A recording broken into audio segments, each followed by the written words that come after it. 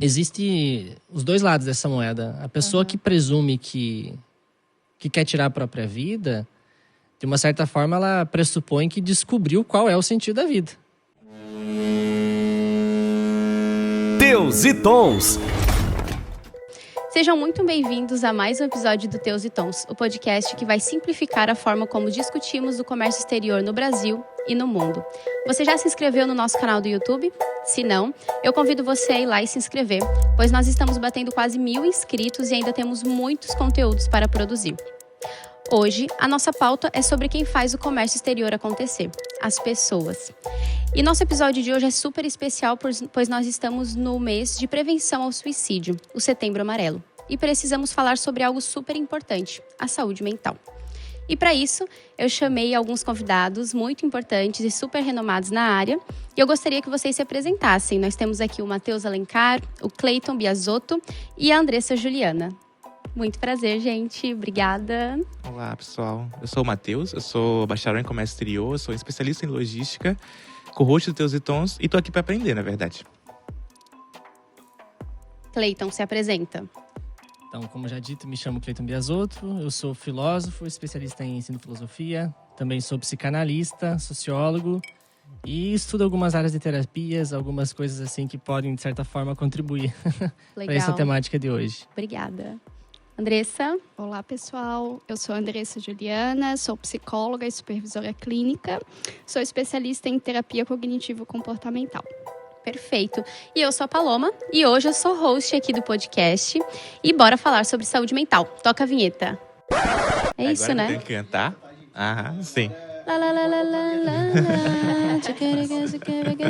Ok, perfeito. Perfeito.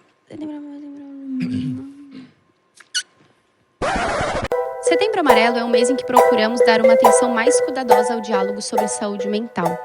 Esse ano nós fizemos um podcast especial e se você perdeu esse episódio, corre lá no episódio 45, pois os assuntos que tratamos aqui serão um complemento em relação ao podcast que nós já gravamos. Agora, para entrar nesse assunto, eu quero trazer alguns dados mais atuais. De acordo com uma pesquisa realizada pela Kaiser Family Foundation, nos Estados Unidos, cerca de 4 em cada 10 adultos relataram algum sintoma de depressão ou ansiedade em 2021. Prevalência maior do que em 2019, quando o levantamento demonstrou que aproximadamente 1 em cada 10 adultos apresentou tais sintomas.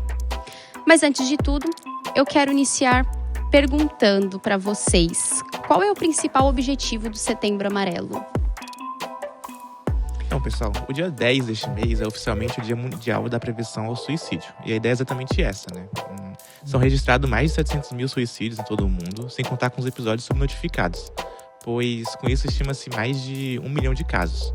No Brasil, os registros se aproximam de 14 mil casos por ano, ou seja, em média de 38 pessoas cometem suicídios por dia.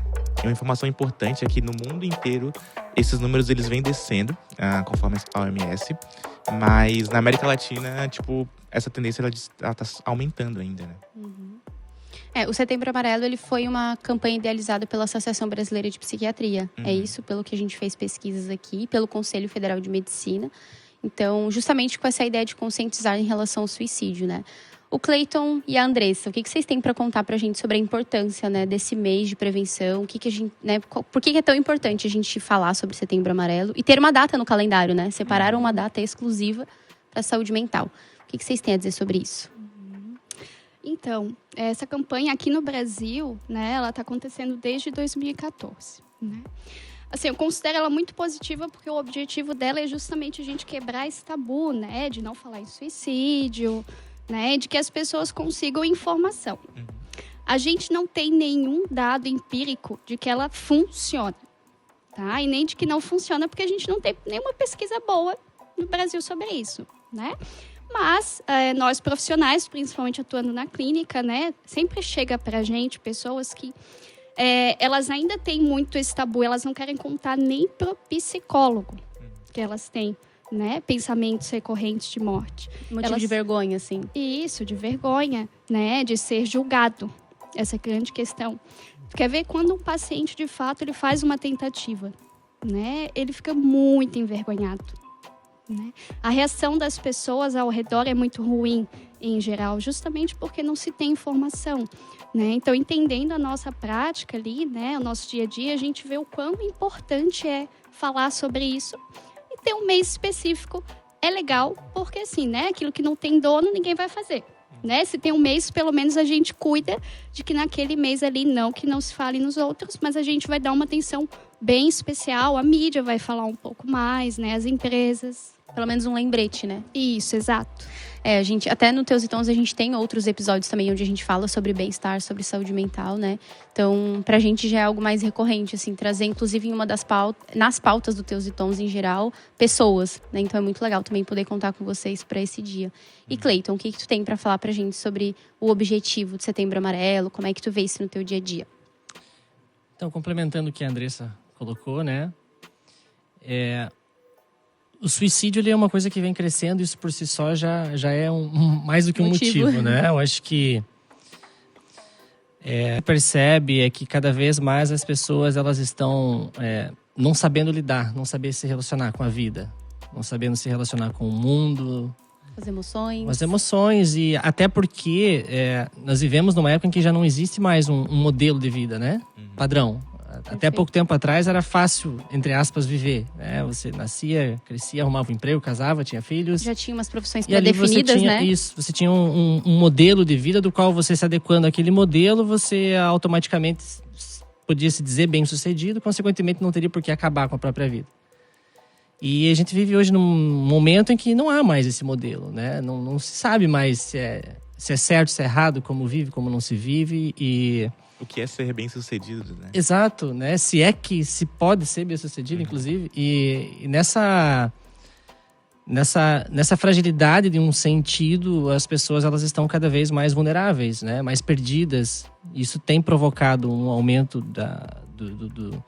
dos casos de suicídio, das tentativas de suicídio. O suicídio passou a ser cogitado como uma possibilidade, visto que tantas outras possibilidades parece que não se encaixam, né? Sim.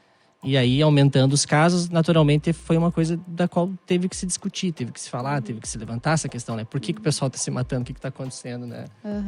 E eu acho que esse é um dos principais objetivos, talvez, do Setembro Amarelo, né?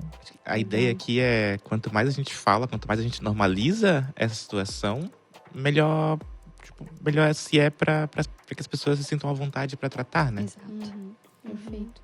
E na vida real, como que a gente pode avaliar e perceber os gatilhos de alguém próximo, né? E o que fazer para ajudar? Existem sinais que a gente pode reconhecer quando uma pessoa tem ideação suicida, ela está tendo, enfim, existe alguma coisa que a gente pode perceber no dia a dia para poder ajudar? Ser uma rede de apoio, né, dessas pessoas? Eu acho que uma primeira questão é quando a pessoa se abre com você, né? Se tem um mito, e ainda, assim, se fala muito nisso, né? De que a pessoa que quer se matar, ela não fala. Ela não diz pra ninguém, ela vai lá e faz, né? Ela tá em casa, deitada, né? Exato. E na realidade, assim, é muito diferente, né? As pessoas falam, porque se a gente for pensar no suicídio, né? A gente até tem um pesquisador internacional muito bom nisso.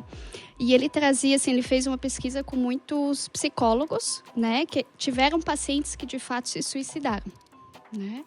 E o que ele descobriu, assim, é que a maioria dos psicólogos traziam que esses pacientes, eles tinham uma combinação de desespero com desesperança, né? Então, assim, o suicídio ele dor emocional muito intensa, né? E se tu tem uma dor de dente, tu liga pro dentista, se ele quiser arrancar o teu dente, tu deixa. Se tu tiver numa dor intensa, né? E quando a gente pensa em pensamentos de morte, né? Em ideação suicida, é isso. A pessoa, ela não tem habilidades o suficiente, assim, ela não consegue ver esperança e não tem recursos, né? E ela vai lá e ela tem muita dor. E ela quer acabar com isso, e essa é a resposta que ela tem, né? Então, assim, às vezes é difícil a gente reconhecer isso nas pessoas, principalmente no ambiente, às vezes, do teu dia a dia, no trabalho. Até muitos famosos, né, pessoal? O pessoal aí, os vocalistas de banda e tudo mais, né? Tem fotos dos caras sorrindo um dia antes do suicídio. As pessoas não percebem isso com facilidade. Ou até essa questão do padrão de vida mesmo, que até o Cleiton, né, e o Matheus falaram, assim, do sentido de, nossa, era tão rico, né? Sim. Promissor, jovem, tinha fama, tão reconhecido. Ai, que tadinho, né? Tirou a própria... A gente escuta muito, né? Tem essa crença social do tipo, tadinho, né? Tirou não tinha a própria problema, vida, né? Ah, ele não tinha problema. Como é que ele fez isso? Por que ele fez isso? Ou até culpabilizando, né? Do tipo, olha só, que lixo de ser humano, tirou a própria vida. Tanta gente queria o lugar da vida dele, né? Como se fosse o melhor lugar, né? A visão que a gente tem de fora, né? Exato. Eu até contribuiria que, como a Andressa colocou, né? É exatamente isso. A pessoa não necessariamente ela quer acabar com a própria vida, ela quer acabar com a dor. Sim. Então, eu não quero tirar a minha vida, eu quero tirar essa dor que eu tô sentindo e não havendo meios de tirar a dor, então vamos tirar essa vida. Então, há sinais, sim e não. Isso não pode ser o critério, até porque na maioria dos casos você não vai ter sinais. Né? A gente tem inúmeros casos dos quais pessoas improváveis tiram a própria vida, então não teve sinais. Mas existem situações em que tem sinais? Tem também. Né? Eu já conheci, já atendi amigos que são extremamente melancólicos, por exemplo, né, tal. Você poderia dar um suicídio em potencial e não, aquela pessoa não vai se suicidar em hipótese alguma. Então é muito subjetivo essa questão, né?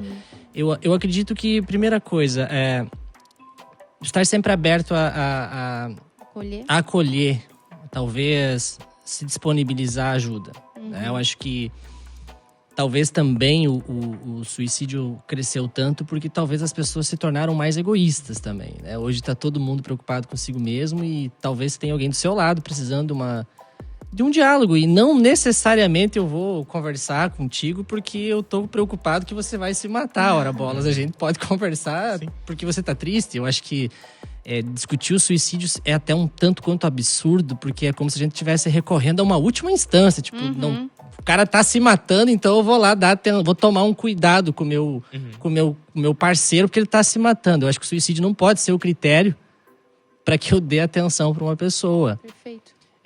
A pessoa pode precisar de ajuda porque teve um dia ruim no trabalho, porque... E se nós tivéssemos essa empatia mais envolvida, se nós fôssemos menos egoístas, narcisistas talvez, o suicídio não mereceria um mês em especial, quem sabe. Até porque existe uma questão também, até nos transtornos depressivos, bipolares, enfim, a questão do tempo, né? Então é uma coisa que, não vou dizer que se constrói, mas uma coisa que tem um histórico, né? Sim. Então há tanto tempo a pessoa já está assim. E é legal isso que tu traz, porque muitas vezes já está tanto tempo sem ajuda, tanto tempo sem se sentir valorizado, por exemplo, tanto tempo com desespero e desesperança, que aí sim a pessoa chega nesse ápice de cometer o suicídio. Né? E eu sempre, assim, a partir do momento que você percebe esses sinais, que você tem alguma ideia daquilo que está acontecendo, eu já ouvi falar bastante sobre escuta ativa. Você consegue me explicar melhor o que é uma escuta ativa? Como é que a gente pode fazer isso? Se a gente tem que desenvolver? Qualquer pessoa pode fazer. Exatamente. Olha, qualquer pessoa pode ter boas habilidades de escuta, né, para conversar com alguém. Né? Escuta ativa é eu estar aqui presente com você, me interessar no que você está falando, né? Não é só escutar, né? Para escutar basta ter ouvidos. Mas a questão é muito mais que sim, a gente precisa de um profissional para conseguir avaliar o risco e intervir. É verdade, né? Então dizer assim, gente, vem aqui no meu direct, disponibilizo, entre em contato, aí está precisando. Ok, mas o que você vai fazer ali é escutar, de fato é apoiar, né, compreender, mas você vai recomendar, né, um tratamento, você vai encaminhar, você vai levar a pessoa em algum lugar, passar um contato, né, você vai fazer essa frente, né, vai ajudar ela. Mas a gente tem que entender que um leigo, uma pessoa normal, né, ela não vai conseguir, de fato, intervir, impedir desse jeito. Tecnicamente, né? Isso. Ela pode apelar para outras coisas, mas tecnicamente ela não estudou para isso, né? Sim, eu acho que tem uma questão que é legal falar também, até sobre os sinais que vocês estavam falando, né? Tem algo que a gente sempre fala, que é um paciente, uma pessoa que ela já está muito deprimida, ela já estava em risco de suicídio, então todo mundo estava sabendo. E de repente ela melhorou, sabe? Ela está muito bem. Esse é um sinal claro, assim, de avisar o profissional, as pessoas que estão cuidando dela. Porque muitas vezes a pessoa tomou a decisão de fazer. E por isso ela está aliviada. Interessante. Entende? saber disso, essa sentido, informação. Faz sentido. Talvez nós não interpretaríamos dessa forma, né? Sim. Talvez aconteceu um evento num dia, no outro a pessoa acordou muito bem e a família interprete do tipo, foi porque nós fizemos tal coisa. E não, né? Na Exato. verdade, talvez naquele período de tempo entre ela decidir e o evento, né? Entre acontecer, na verdade, o evento que a família proporcionou, sei lá, ela realmente tomou a decisão, né? Até porque Bem nessa legal circunstância, isso. essa pessoa ela pode acabar se aproximando das pessoas. Até como uma forma de despedida, Isso, né? Sim. Ela pode começar a conversar, começar a se abrir. E é uma falsa melhora. Cleiton, temos uma forte correlação entre a depressão e os casos de suicídio. E já temos pesquisas apontando que o número de jovens diagnosticados com a depressão praticamente dobrou depois da pandemia. Como podemos contribuir para que essa pessoa tenha um autocuidado e encontre motivos para estar bem consigo mesmo?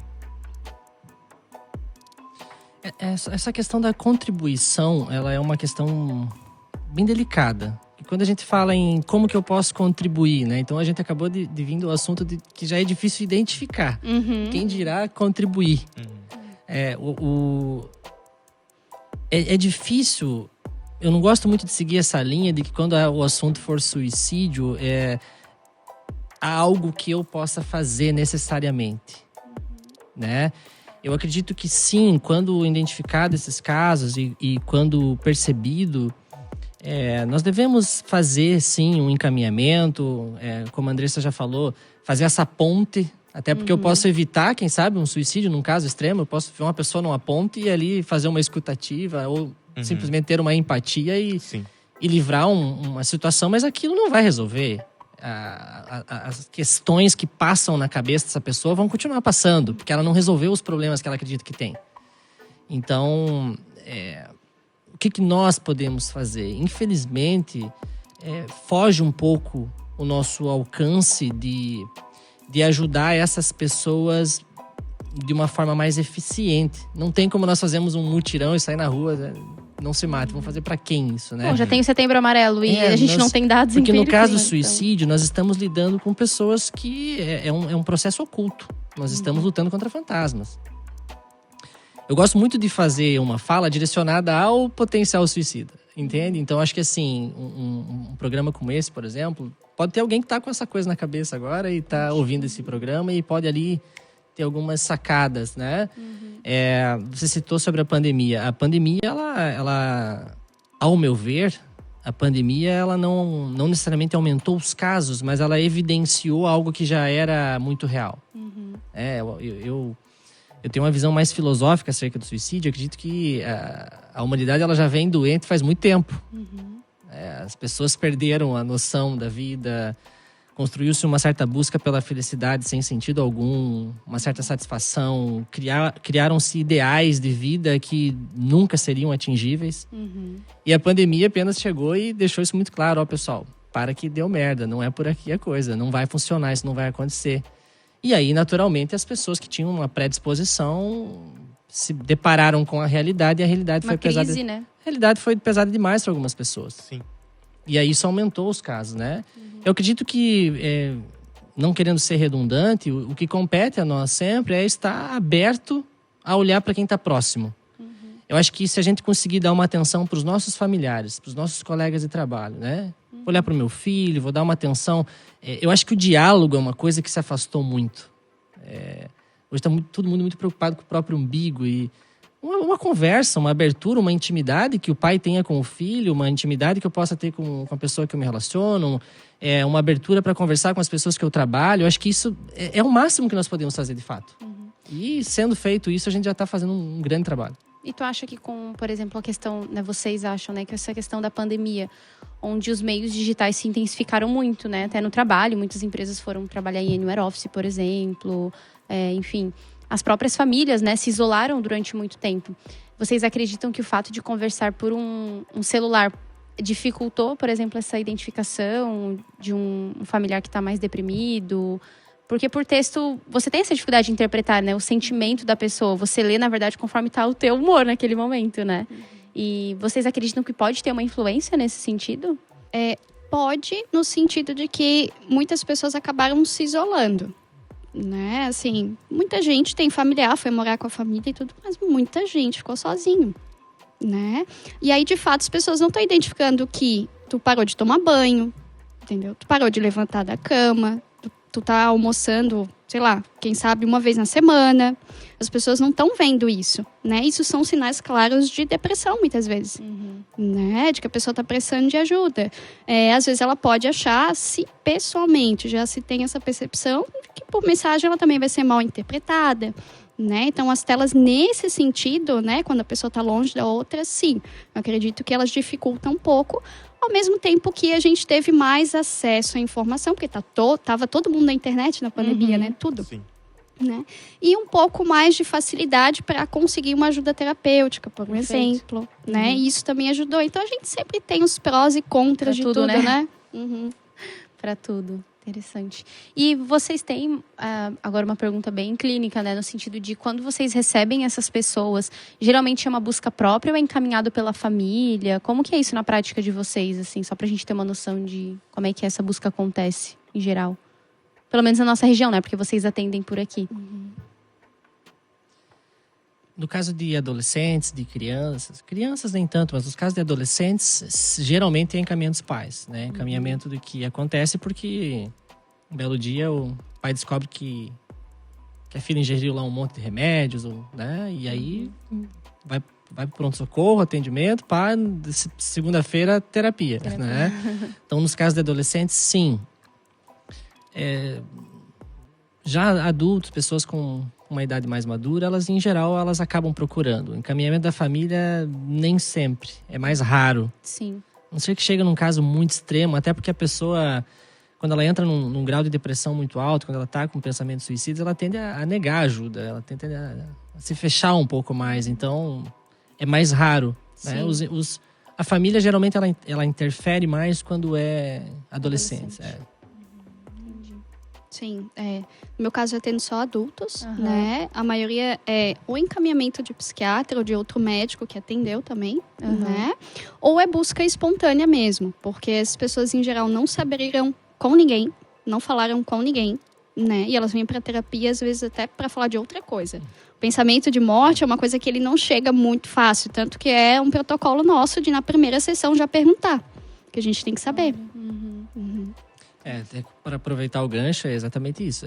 A gente tá falando aqui de suicídio, mas ninguém procura. Ninguém não, mas é raro. Eu, pelo menos comigo, nunca aconteceu de alguém me procurar e dizer, tô querendo me matar, me ajuda. Não. Em geral, a pessoa chega lá reclamando do namorado e a gente vai lá 2, 3 sessões e daí você começa a perceber e você...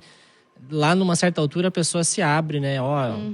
Essa noite eu pensei muito nisso e tal. E aí sim é que você vai dar atenção para isso. Mas é que o suicídio não é uma doença.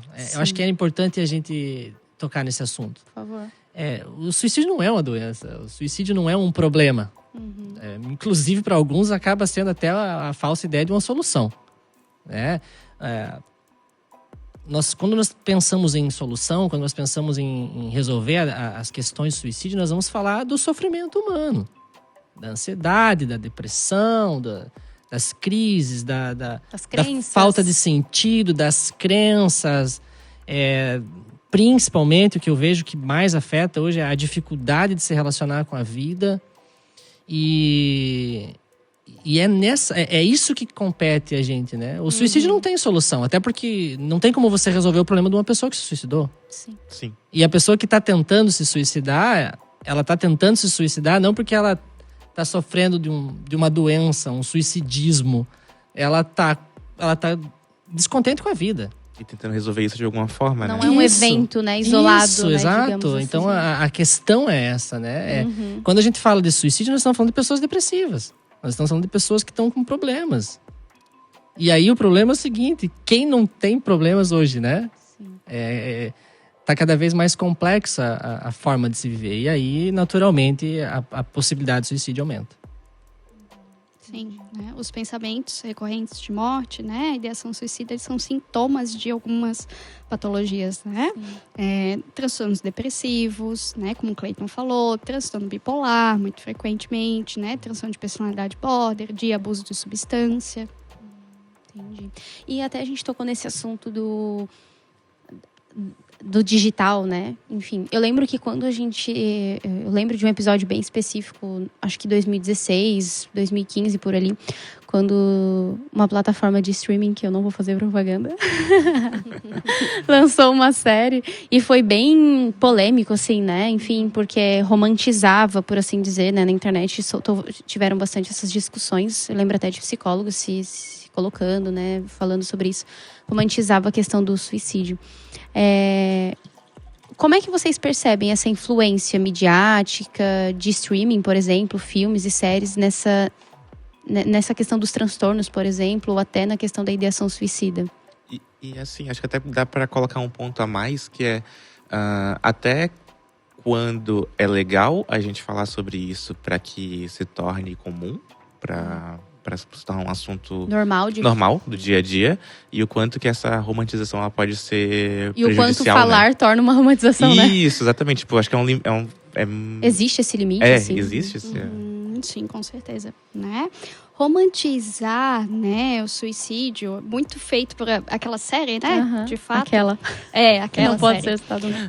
Eu acho que tem essa questão, assim, a gente não pode falar de meios, de como as pessoas fizeram, como as pessoas pensam fazer. A gente não pode falar de nada disso. Sim. Né? Isso, querendo ou não, é dar uma ideia, contribuir com uma ideia, né? A gente não pode simplificar o problema. É isso que causa, é desse jeito, né? A gente não pode procurar, assim, explicações muito simplistas. Rasas, né? Isso, exatamente. A gente tem que falar para informar, né? Aquilo que é terapêutico, assim, né? O que é, olha só, o pessoal está crescendo, né? O que está acontecendo? Aqui a gente tem que falar um pouco mais sobre isso. Ou, assim, em geral acontecem nessas circunstâncias. Isso, exato, né? Assim, o que fazer? Quem buscar? Para onde ir? Né? Isso é informação, né?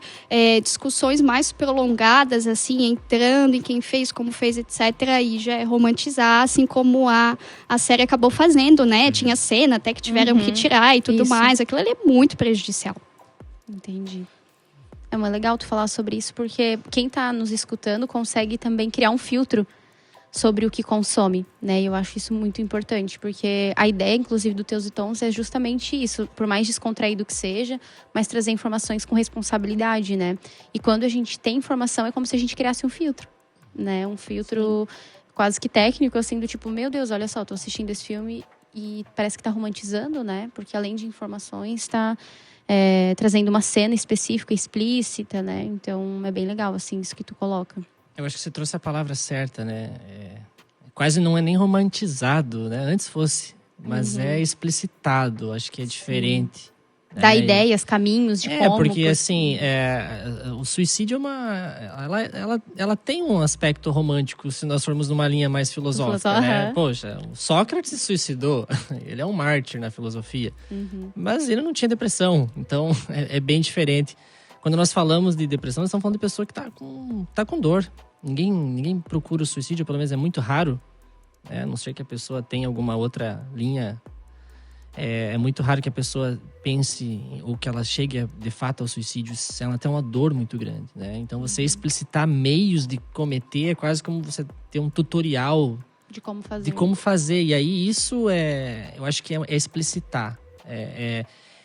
Eu acho que a proposta da tal série foi encurtar o espaço entre o que se é cogitado e o como se faz. Eu acho que isso é um desserviço, de fato.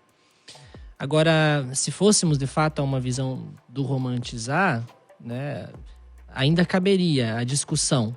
Né? Tem um escritor francês chamado Albert Camus, e ele tem um texto onde ele fala que... Em outras palavras, que de fato a única questão que interessa a filosofia é o suicídio. Né? Questionar-se acerca do porquê vale a pena viver e por que se manter vivo. Porque eu acho que nessa linha romântica cabe uma discussão. Eu acho que é pertinente. Porque existe os dois lados dessa moeda. A pessoa que presume que quer tirar a própria vida... De uma certa forma, ela pressupõe que descobriu qual é o sentido da vida, né? Porque eu não achei, não deu certo, então agora eu posso acabar com ela. Porque o que leva as pessoas ao suicídio? é porque ela achou, ou pelo menos ela se levou a crer que algo de fato seria o sentido da vida dela.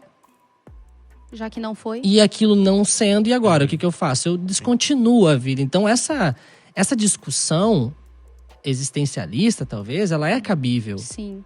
Porque isso deve se questionar, né? A gente tem muitos casos, é clichê até falar que pessoas morrem por amor, pessoas tiram a própria vida porque perdeu a pessoa amada, vou me matar, né? A gente chega a ser engraçado, às vezes é motivo de piada, né? Perdi a pessoa, vou me matar, vou tirar minha própria vida.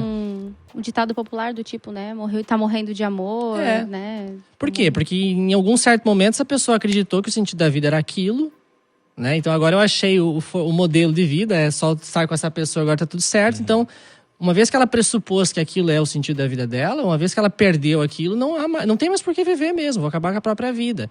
Eu acho que essa crença, esses alguns valores, alguns sentidos que nós damos, né? Um empresário que apostou tudo nas suas finanças e perdeu. Sim. Né? Então, o lado da discussão sobre o suicídio é muito cabível. Eu já falei em outras vezes que todo mundo deveria, talvez, não no momento de doença, claro, tá? Mas todo mundo, em um certo momento, deveria se questionar, né? Eu não optei me suicidar por quê? O que eu quero fazer? O que eu quero manter na vida? O que de fato me agrega? O que de fato eu quero continuar? E essa reflexão, essa diversificação das formas de vida, ela diminuiria de fato os suicídios. Hoje as pessoas estão muito cegas de que a vida é de uma certa maneira, e aí não conseguem chegar talvez onde querem, e aí esse desânimo que a longo prazo se transforma numa doença, uma patologia, e depois acaba se transformando, quem sabe, num ato extremo. Que é uma coisa, inclusive, que eu imagino que a Andressa trabalha muito na clínica, né? Planejamento da vida, né? Enfim. Sim. Né? A gente fala, né? A gente trabalha um pouco nessa vida voltada pelos valores, né? De como viver. Essa é uma parte que a gente trabalha, motivos para viver. A gente trabalha durante essa fase crítica também, né? E muitas vezes são coisas muito simples, pessoal. Assim, motivo para viver de algumas pessoas é um gato, um cachorro. Sim. Entende? A avó que nem mora na cidade. São coisas muito pequenas, às vezes, que mantêm as pessoas aqui. Entendi. Perfeito. A gente até falou um pouquinho, mas só pra gente deixar bem esclarecido, assim, o que as empresas, né, poderiam fazer propriamente para contribuir com esse assunto, né, no dia a dia dos colaboradores, do coletivo. A gente falou algumas coisas em questão de informação, né, de trazer a ocorrência, os números.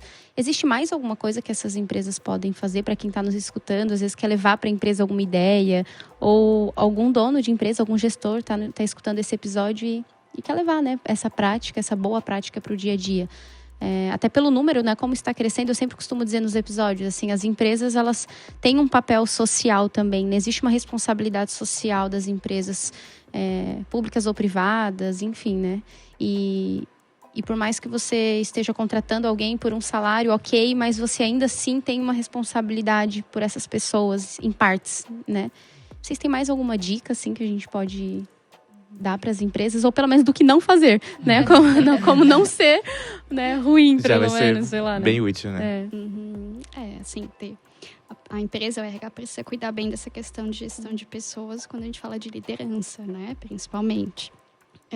De abuso moral dentro das empresas e tudo mais. Então, isso tem que ser bem... proporcionar canais de ouvidoria, né? E etc. Mas eu acho que é interessante também que agora, na pandemia, eu vi crescendo bastante nas empresas, foi essa disponibilização de atendimento para as pessoas, né? Não dentro da empresa em si, mas é um convênio com uma plataforma que atende, né? É um plano de saúde que tem terapeuta, tem psicólogo, tem psiquiatra, né? Porque principalmente ali na pandemia a gente viu um aumento, assim, né, dos casos de depressão, ansiedade e tudo mais, né? E não só casos mais graves, mas às vezes também algumas questões pertinentes ao trabalho que prejudicam a vida do trabalhador em um determinado momento da vida dele. E se a pessoa não tem, né? Às vezes, assim, terapia é caro, psiquiatra é caro. Essa é a verdade. Ainda né? Elitizado, né? Isso, né? E a pessoa não tem um acesso, aquilo vai crescendo. né? Um problema no trabalho, vai vindo um problema na vida pessoal, essa pessoa já tem uma predisposição genética, biológica e tudo mais, né? E aí a gente vai evoluindo ali, né? Eu acho que a gente pode trabalhar muito com prevenção, né? E com disponibilizar, facilitar o acesso dos colaboradores a esse tipo de atendimento especializado. Perfeito. Cleiton, tem alguma dica ou reforça, né, o que a Ju falou? Reforço, né, reitero tudo que ela disse e muito bem colocado para ela. Não, é só com prevenção. Suicídio é só com prevenção, não tem outro caminho. Sim. Então, assim sendo, eu acho que dar abertura para essa visão, eu acho que falta às vezes humanismo, né?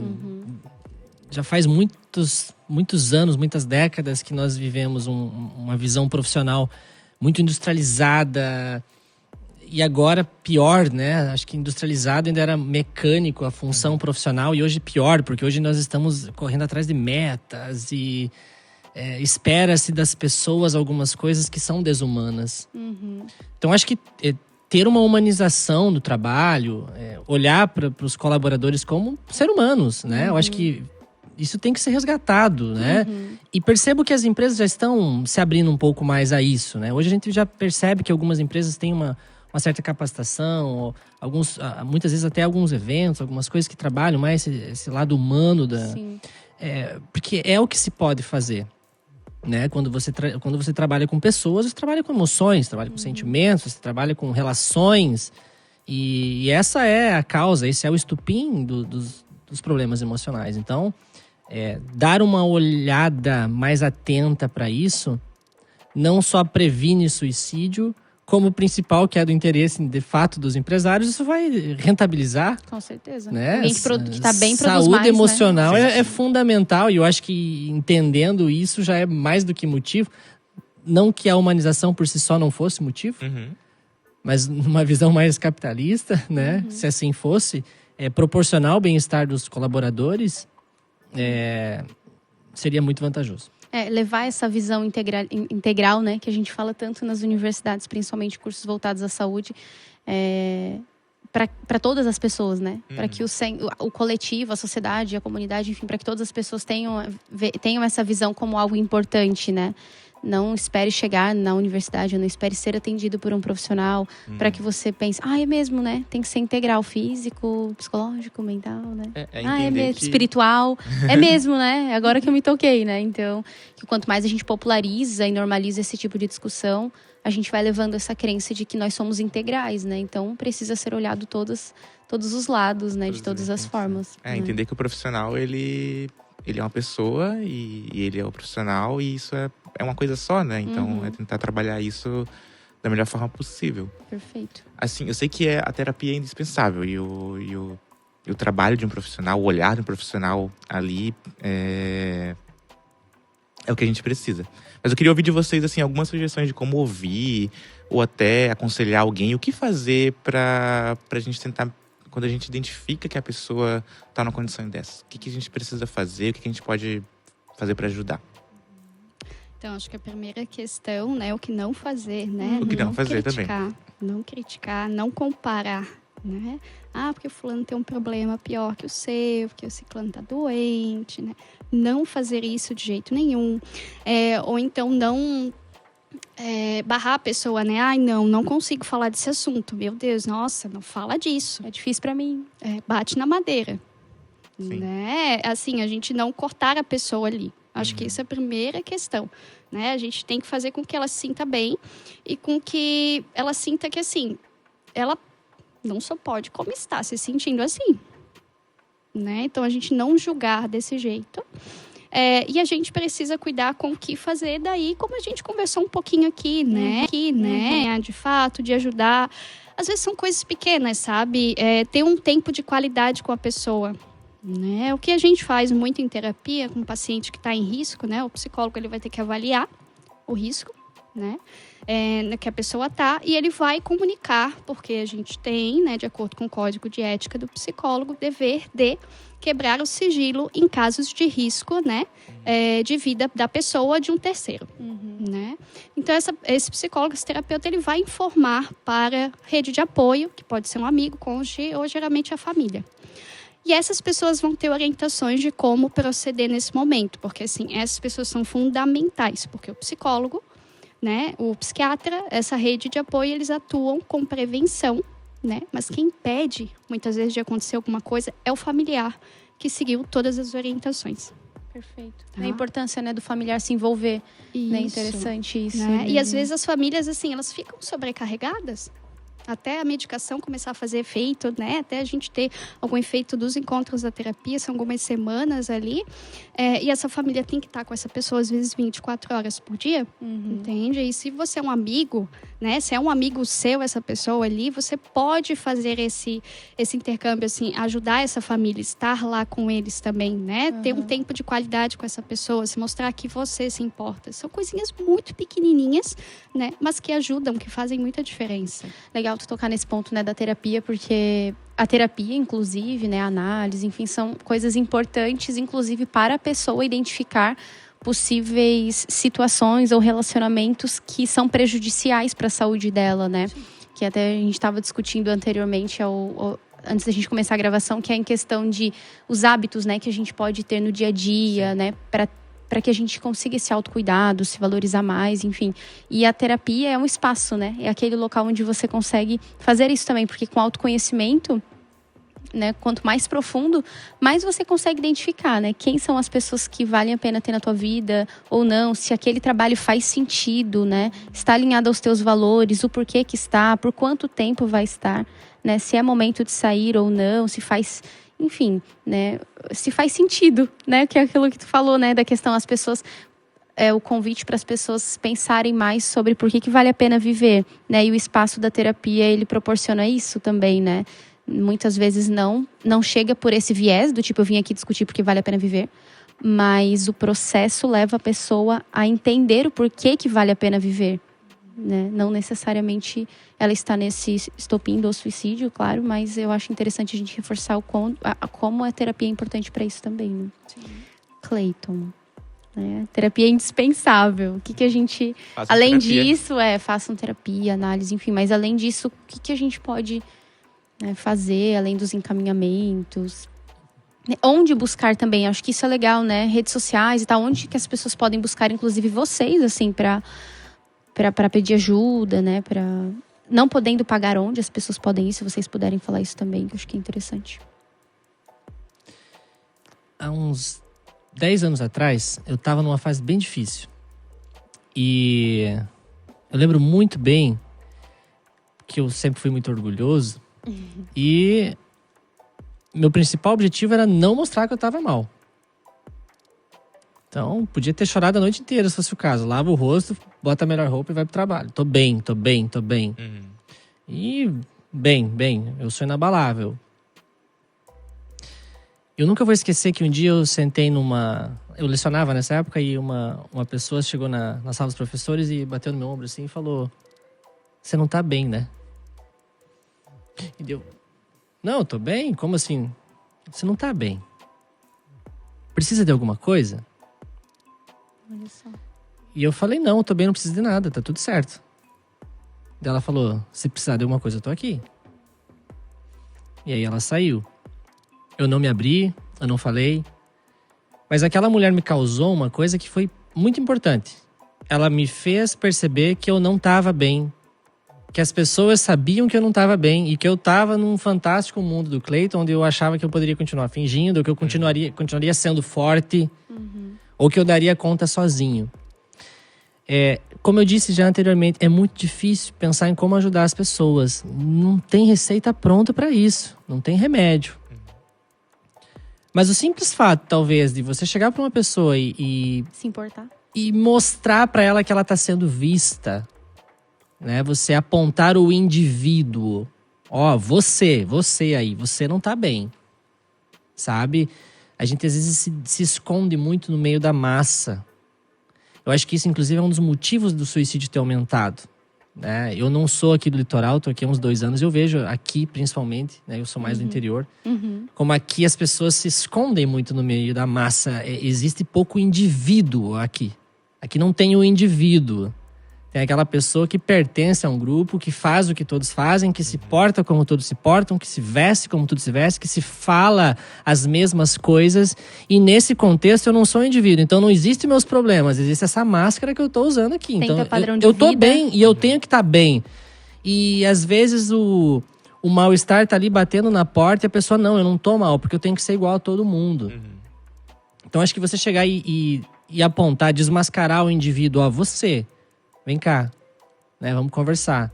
Eu acho que esse momento em que você evidencia o indivíduo e você faz com que ele também olhe para ele mesmo naquela hora, aí você leva ele, ó, eu não tô escondido, eu tenho um indivíduo aqui, então eu vou começar a dar uma atenção para mim.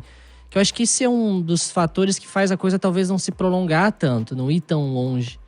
Então, é como eu disse, não tem segredo, mas dá abertura. Porque é difícil, por exemplo, no exemplo que eu citei, dificilmente, orgulhoso como eu era, não que ainda não seja, eu iria chegar para alguém e dizer, ó, eu não tô bem, vem conversar comigo. Eu não faria isso. Sim. Em hipótese alguma, talvez hoje eu faria. Mas na época eu não faria. Eu não ia procurar ajuda. E essa pessoa tomou a iniciativa. Então, acho que, de repente, estreitar essa abertura para conversa, né? Puxar o assunto, óbvio, a gente não vai, ei, você tá querendo se matar, né? Sim. Mas puxar o assunto, ó, você tá bem, eu acho que isso não tem preço. Isso é mais do que útil, mais do que funcional. Perfeito. Incrível. E até pela correria também, né? Porque muitas vezes a gente não se dá o tempo também nem de olhar pra gente, quem dirá perguntar pro outro, assim, né? Sim. De perceber o outro. E isso que o Clayton falou é bem legal, porque ele casa com uma coisa que eu aprendi há algum tempo e que pra mim faz muito sentido. Com uma palestrante, o nome dela é Brené Brown, e ela tem um TED Talk dela, tem bastante material sobre o assunto, mas ela tem um TED Talk dela que é maravilhoso, que chama O Poder da Vulnerabilidade, que é você perceber que dá tudo bem e você não estar bem, e você pedir ajuda para outras pessoas. Então, quando você se mostra vulnerável e quando você...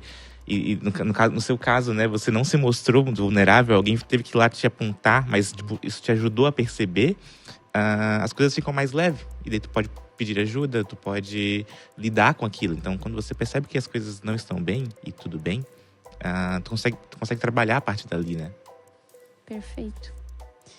Gente, tem alguma questão assim que a gente não abordou, que vocês gostariam de colocar, que seja importante, que vocês consideram importante sobre o tema? Eu acho que tu perguntou sobre a questão de locais onde pedir ajuda. Isso, é bem legal. Também. Obrigada por ter lembrado, tinha deixado passar. Isso é importante, também, não só particulares, mas públicos também, se vocês puderem dar algum exemplo de que vocês conhecem. Olha, para risco de suicídio, toda a rede pública de saúde precisa atender. Numa UBS, no hospital, emergência, toda a rede pública tem que atender. Tá? Se tem uma pessoa que está correndo risco, teve uma tentativa, pode correr com ela para qualquer lugar de saúde, né? E a gente também tem os CAPS-AD, se chama, né? Que também é público. Toda cidade, quase toda cidade tem o seu.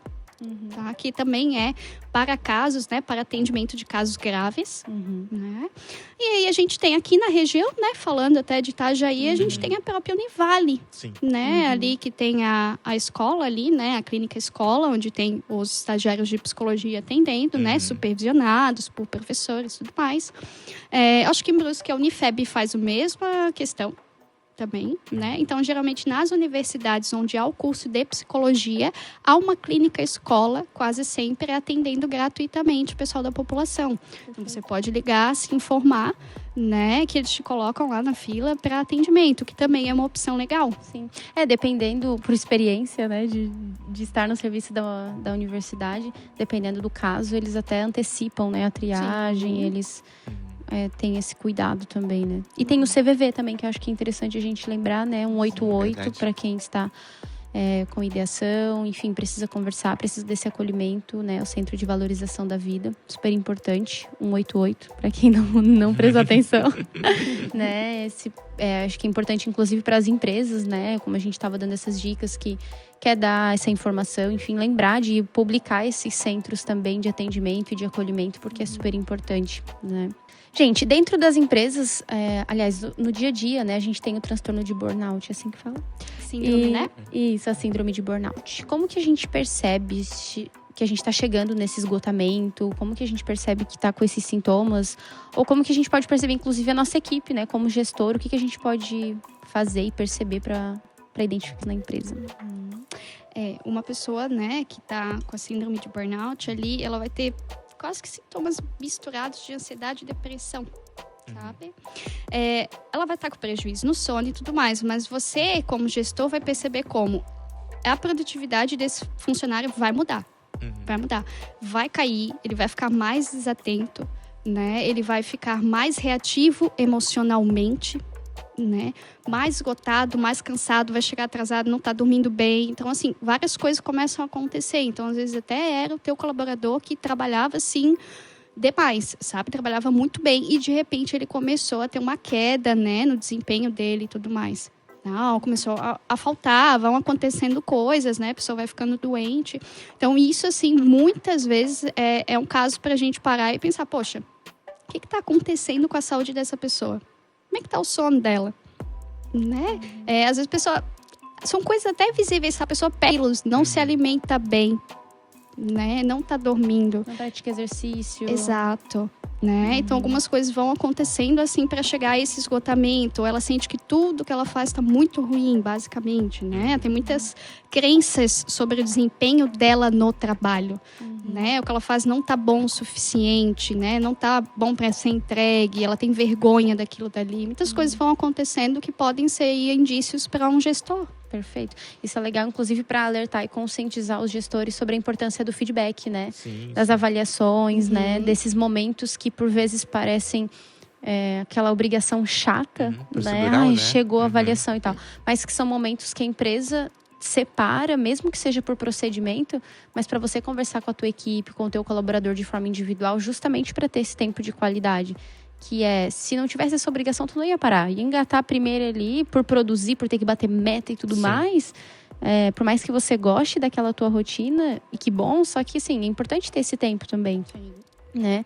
Porque, às vezes, a pessoa está realmente nesse esgotamento, né? Está se questionando sobre valores, enfim, e você consegue perceber e encaminhar, né? Isso é super importante. Fala, Cleiton. É importante ter esse momento do líder, né, do gestor, de olhar para a equipe, olhar como, bem como o Cleiton falou, como pessoas, né? Então, entender ali... A humanidade. A humanidade das pessoas, né? Perfeito. Eu acho que a Andressa, até inclusive é mais a área dela, mas acredito que, complementando o que ela disse, é observar essa questão como um fator de saúde, né? Geralmente a gente tende a olhar o rendimento como uma qualificação profissional. Então, Perfeito. esse funcionário é bom porque ele está produtivo, então você anda improdutivo. Então, tende-se a crer que é uma improdutividade funcional da pessoa e raramente isso é visto como uma questão de saúde emocional, né? Então, abrir no mínimo cogitar, né? Será que ele está improdutivo ou será que ele está com algum problema? Né? Então, acho que isso é um fator que pode salvar, às vezes, um funcionário que por tanto tempo foi bom, foi produtivo e simplesmente está numa fase ruim, né? Isso pode salvar um funcionário, pode, enfim, é só benefício olhar um pouco também dessa linha, né? Nossa, sim. Muitas vezes fazer bem para uma pessoa. Por mais que naquele momento ela decida que não faz mais bem para ela estar naquele ambiente, você vai estar ajudando uma pessoa, né? E isso é importante também, né? De novo, a responsabilidade social das empresas. A gente tem uma cultura pensar que o funcionário que não está produtivo, ficou preguiçoso, Sim. não está mais comprometido com a empresa, essa palavra é um saco, né? Tá procrastinando, como se isso fosse uma opção, né? E não é bem assim, né? Às vezes está, né? Justamente por não ter ferramentas e tá emocionais. Exatamente, tá numa situação emocional já tão crítica, né, dependendo do nível e tudo, que procrastinar é a opção que a pessoa encontrou de e vale ressaltar tentar que ajudar ela mesma. Muitas vezes essas condições são construídas na própria estrutura da empresa, inclusive. Sim, dependendo da cultura, uma né, vez da empresa.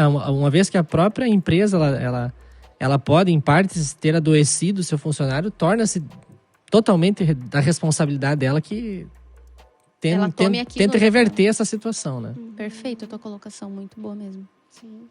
Hoje a gente tem uma frase famosa, né? Que é o "e tá tudo bem". A gente pode estar vendo que essa frase está impactando na ansiedade das pessoas. A gente se coloca, às vezes, em situações extremamente ruins e a gente fecha com "e tá tudo bem". Acho que... Será que não existe uma necessidade da gente realmente repensar esses momentos? Repensar se realmente está tudo bem e se está tudo bem, estar tudo bem naquela situação?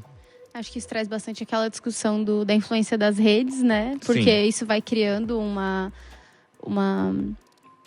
essa expressão coletiva, né? Digamos assim, né? Que vai popularizando. E aquela questão de simplificar também, né? Pode ser interpretado como isso, assim. Eu tô simplificando uma situação que por vezes pode estar me causando mal, enfim. Gente, eu confesso que até hoje eu não entendi a moral dessa frase. Quando eu peguei, eu acho que o bonde já estava passando. Até hoje eu não entendi o que isso significa. Assim, eu não sei onde é que começou, né? Como tudo na internet, só tenho 6 anos, como é que eu vim parar aqui? Eu não sei como é que começou. Só que eu sei que é utilizada dicionário, né? É utilizada em contextos do tipo assim... Ai, fui mandada embora e tá tudo bem. Mas tá tudo bem, sabe? Tipo assim... terminei meu namoro. Ai, tá tudo bem, sabe? Eu acho que você gera uma simplificação. Você para de questionar situações que são negativas, que você precisa pensar sobre, tratar sobre, apenas para seguir. Apenas para continuar produzindo, entregando e vivendo ali, tipo... tô há 3 meses trabalhando das 8 às meia-noite. Não tá tô tendo tudo bem. tempo e tá tudo bem. Tipo isso, entendeu? Sim. Sem receber as minhas horas extras e tá tudo bem. Não tem banco de horas na minha empresa e tá tudo... tipo assim, sabe? Tá no caos e tá tudo bem. O mundo tá acabando, o apocalipse tá acontecendo e tá tudo bem. Eu acho que em algumas situações, tipo, beleza, é uma forma de você também levar com humor umas situaçõezinhas do tipo, sei lá, cair no chão, tudo bem, se você não se quebrou. Mas eu acredito que a gente pode entrar em algumas simplificação, um olhar raso de algumas situações, sabe? Não sei se vocês concordam com isso, assim. Não sei se é uma tentativa de descatastrofizar um pouco a situação, né? Tipo assim, acontece. Fui demitido, mas acontece. Né? Não, acontece, realmente, é mais um evento. Mas por que dizer que tá tudo bem? Acho né? que às vezes Se as não pessoas... está bem. Exatamente, porque assim, pode não estar bem. Pode estar bem, porque às vezes a pessoa já até queria ser mandada embora, pegar o seguro, entrar catar o FGTS e fazer um intercâmbio, né? Ou ficar 6 meses parado, tá tudo certo. E tá tudo bem. Só que às vezes acho que a pessoa perde, às vezes, por se expressar dessa forma, perde a oportunidade de investigar se aquilo realmente está bem pra ela ou não. Sim. Sabe? Ver uma positividade tóxica, né? Exatamente. Você entra no modo automático. Exatamente. Que precisa estar tudo bem, né? Que eu acho que essa questão, né? Cada vez mais é um sinal de fraqueza. Você ter um problema, você dizer que não tá bem, que não tá legal, eu tô triste, tô ansioso. Né? É um sinal de fraqueza que tu deveria, seguir, levantar a cabeça, né? É assim que as pessoas fazem, né? Como é que é? Colocam um cropped, reage, colocam um cropped. Tem mais essa também, né? Eu acho que essa eu peguei Certo. a tempo. Né? Cada vez mais, assim, as pessoas não querem dizer o que estão passando. Né? Então, vem dessa cultura, assim, de ter que tá tudo bem, paz e amor, tá tudo ótimo, o mundo é maravilhoso e as coisas não funcionam assim. Né? Quando a gente fala aqui até sobre o tema suicídio, é inclusive bem ruim. Né? A gente percebe que os números caem realmente. Então, se você tá assistindo, por favor, fica até o final, curte, compartilha, né, galera? Porque é um tema importante, né? Aproveitar, deixa que você deu. Pra, né, dizer que é um tema importante. Então, às vezes, a pessoa olha o título, né? Ai, suicídio, nem vou assistir, que triste, né? Tipo assim, né? Que negativo, por que trouxeram? Mas é porque a gente tá falando de pessoas, né? De existência, de humanidade. O trabalho não acontece, existe uma preliminar antes do trabalho, que é a existência. Então, é importante a gente discutir sobre isso também, né? E... Cleiton, tens alguma coisa para dizer sobre a positividade tóxica? Eu já não sei, na verdade, se as pessoas estão mais se escondendo ou mais se expondo. Ou se elas expõem uma fachada, ou se muitas vezes elas também chegam no outro limite, que é catastrofizar tudo, que é uma coisa que tem muito na ansiedade, né? As pessoas estão expondo aquilo que elas imaginam que os outros querem ver. O que não Arrasou. significa nada. Que é a né? busca do like e tal, né? O que elas querem É. ver, isso aqui, é É, verdade? o que é exposto, existe um abismo entre o que é exposto e o que é real. Então, essa necessidade de pertencimento que existe hoje, até porque, como já mencionei anteriormente, a vida não tem mais sentido. Literalmente, a vida não tem sentido. Cabe a cada um construir um sentido seu. Como poucas pessoas têm a coragem de desenvolver um próprio sentido para De si, assumir. de se responsabilizar por um caminho. Estas que não se responsabilizam pelo próprio sentido da vida, elas tendem então a entrar dentro de uma manada e vamos entrar aqui, esse vai ser o meu sentido. E ali ela vai pagar um preço muito caro por isso. Porque ali ela vai ter que se mostrar o que não é, vai ter que dar conta de uma demanda muitas vezes insuportável. E aí ela vive uma máscara, uma vida de mentira, ou Tu fica sempre atuando, refém né? de uma situação ridícula. Próximo passo disso, doença e, quem sabe, até suicídio. É fato. Não é à toa que os números cresceram. Sim. Então, essa exposição é uma exposição que ela intensificou a máscara das pessoas, né? Então, se antes era difícil mascarar, a rede social ela me deu uma oportunidade gritante, fantástica de mascarar as coisas, porque numa vida analógica, vamos dizer assim, eu não tenho muito. Veja, para mim, no exemplo que eu citei anteriormente, foi difícil esconder da minha colega, né, na rede social. Eu mascaro o que eu quiser. Perfeito. Eu pego meu cachorro, tiro uma selfie sorrindo e pronto. Essa pessoa Sim. não vai se suicidar, essa pessoa tá bem. Sim. Então, o que é exposto não significa nada. Mas voltando ao que tu trouxe ali, tá tudo bem, né? Eu percebo que existe uma ambiguidade muito grande. E as pessoas se apropriam dessa ambiguidade. Tá tudo bem, mas tá tudo bem em que sentido? O que eu quero mostrar que está tudo bem? Então, realmente, existem algumas coisas em que nós temos que usar está tudo bem. Por exemplo, minha vida não tá tão bem assim. Né? Eu não consegui atingir as metas que eu tinha. Eu tive uma expectativa em um relacionamento, não deu certo e tá tudo bem. Perfeito. Eu acho que aqui essa frase cabe perfeito, né? Esse sufixo aqui cabe aqui. Agora, meu namorado está me batendo toda semana e tá tudo bem? Não faz nenhum sentido. Me apropriei da ambiguidade da frase para justificar o injustificável. Então, acho que antes de qualquer coisa, está tudo bem por quê? Está tudo bem para quê? Né? Qual que é... O que me agrega esse tá tudo bem? Se você usa isso como justificativa de algo que te faz mal, não faz sentido. Agora, se você usa isso como uma ferramenta, talvez estoica, né? Os estoicos falam muito isso, é uma filosofia, né? Que, de você saber o que tá ao teu controle, o que não tá, e o que não tá ao meu controle, então tá tudo bem. Numa linha dessa, perfeito, é muito cabível, né? Perfeito. Deixa eu aproveitar antes da gente já ir para o encerramento, assim. Eu gostaria que vocês, resumidamente, se cabe, né, resumidamente, mas assim, explicar um pouquinho da abordagem de vocês, assim, como que vocês trabalham na clínica, até pra gente aproveitar esse momento para popularizar mais, assim, né, o trabalho na clínica. Eu sei que a Andressa trabalha com a TCC, né, ela falou um pouquinho pra gente na apresentação, né, o Cleiton vem dessa área mais da filosofia, psicanálise e tudo mais. Explicasse brevemente, assim, quais são os conceitos de vocês, assim, na clínica, a abordagem de vocês na clínica. Olha, se eu conseguir resumir isso tão rápido, né? Pelo menos para até assim, se a pessoa que está nos assistindo porventura se identificar com vocês, né, ao longo do episódio, para que elas entendam um pouquinho mais e até... Sim, né? A terapia cognitivo-comportamental, né? Ela funciona com uma visão, assim, de que as nossas cognições, pensamentos, crenças e tudo mais influenciam, né?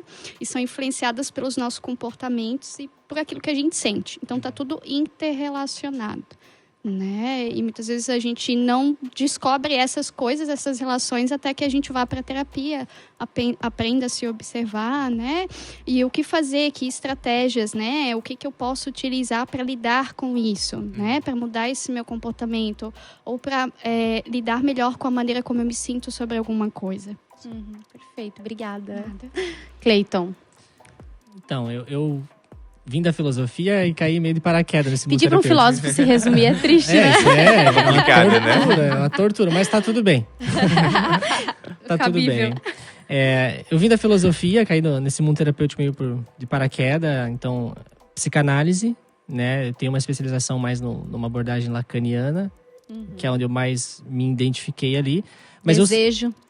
mas eu sou um curioso, Onde a assim, pulsão. eu sou um curioso, assim, do mundo holístico, sabe? Eu gosto muito de estudar a espiritualidade, eu flerto bastante com Jung, gosto bastante dessa busca, dessa pesquisa e tenho conhecido, assim, muitas linhas terapêuticas que têm agregado muito. Eu acho que a função da terapia não é atender as minhas ideologias, é resolver o problema da pessoa.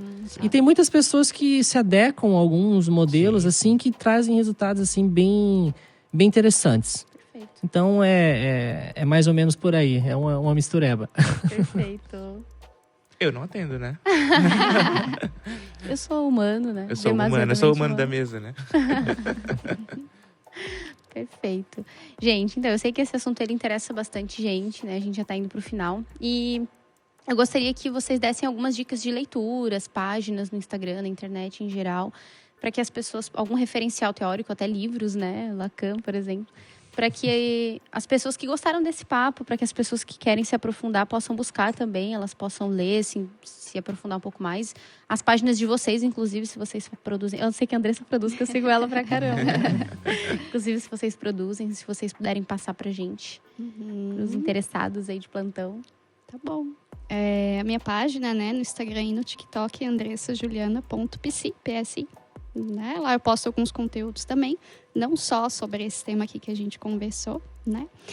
Para o público leigo, sobre esse tema em específico, não tem nada que eu possa indicar, além daquilo que a gente já consegue facilmente na internet, com as cartilhas e tudo mais, né? Que bom que a gente tem um material muito legal, acessível. Mas, para quem gosta aí de autoconhecimento e tudo mais, eu acho que um livro que é bem indico, em geral, é A Mente Vencendo o Humor. Arrasou. Interessante. Perfeito. O Matheus já tá anotando ali, ó, pra ele ler depois. Fiquei interessado. Você tá bem? Tô bem, tá tudo bem. Se quisesse abrir agora, tem um público de 1 milhão nos assistindo. Cleiton, o que você tem pra indicar aí pra galera de referencial? Então tá, primeiro eu vou indicar eu. Por favor, né? Se você não aproveitar essa oportunidade. Instagram, @Cleiton Biasotto. Tem alguma coisa no YouTube também, só procurar o mesmo nome lá. Leitura é difícil indicar, depende muito do que a pessoa está procurando. Eu não vou indicar Lacan. Por favor, Né? Cleiton. Já fiz isso na universidade. Então, não dá.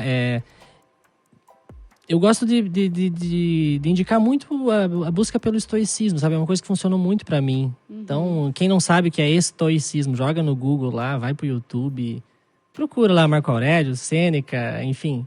Dá uma olhada nesses caras, vê um pouco o que eles pensam.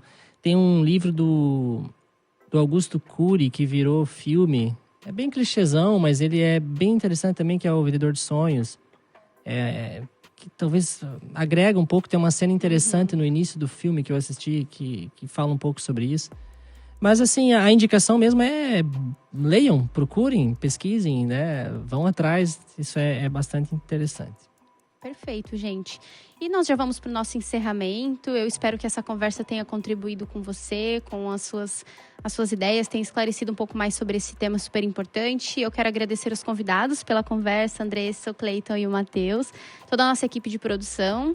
E também agradecer você que ficou aqui com a gente, assistiu e que espero que já tenha dado like, compartilhado, curtido, né? Que isso é super importante pra gente. Fica ligadinho aí nas nossas plataformas digitais, nas nossas redes sociais, @teusitons. E a gente tá sempre procurando levar o melhor conteúdo pra vocês, produzir com os melhores profissionais, as referências da área. A gente também tá lá no YouTube. Lembra que a gente tá quase batendo 1000 inscritos, então se inscreve, compartilha com a sua galera também. E até a próxima, pessoal. Um abraço. Teus e Tons.